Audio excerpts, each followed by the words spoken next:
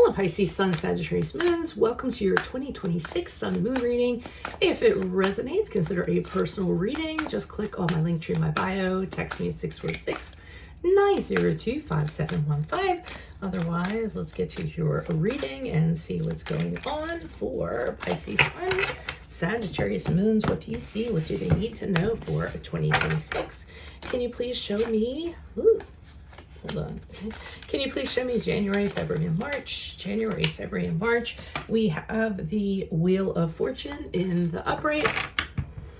If you want to see this video in my entirety, go visit my YouTube channel under Veronica Garnett.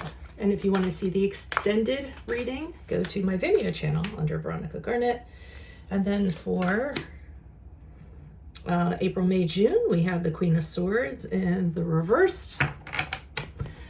Alrighty, so you guys are the travelers, the explorers, the scholars. You love adventure. You love the new and undiscovered.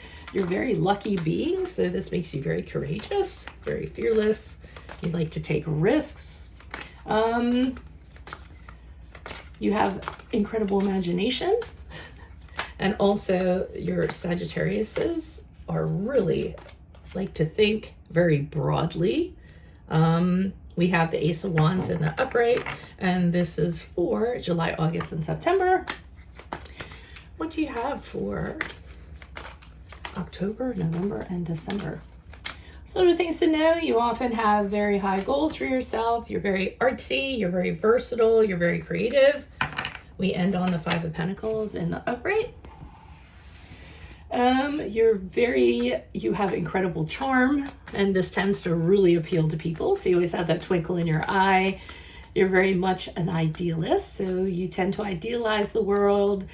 Something else about you guys, you just tend to go through life a little bit kind of, not with your head in the clouds, but a little bit dazed and confused. You definitely do not like to do things that are ordinary, or things that have to get done. So you try to avoid those if you can.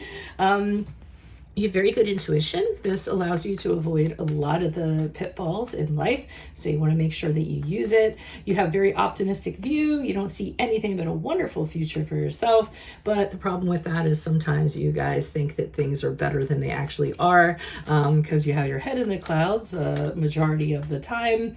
And then when something does come around that's bad, what you do is just kind of like, oh, put your head in the sand, act like that's not happening. And then of course that just adds to our problems.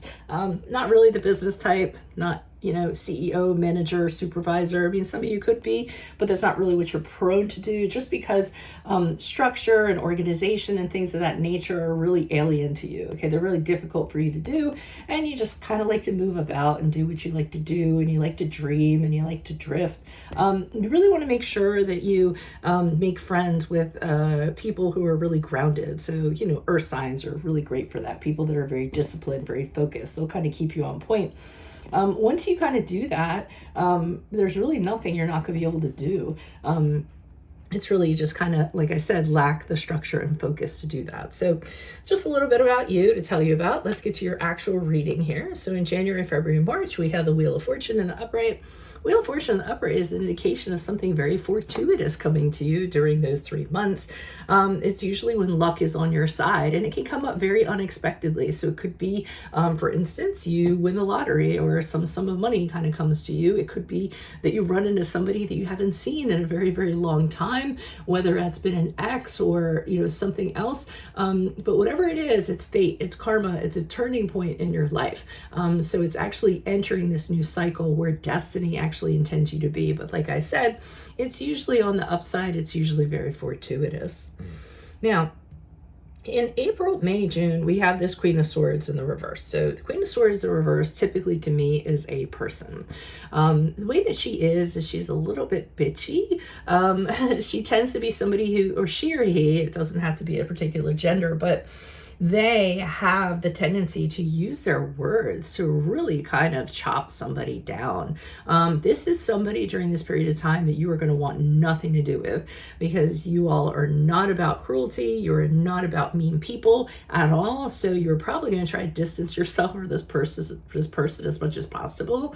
but they just absolutely get into light and like telling people really cold-hearted, cruel, bitter, vengeful things. And unfortunately, I think you're going to have to deal with this person during this period of time, whether it's a colleague, a family member, a boss, or a friend, even soon to be an enemy from what we're seeing.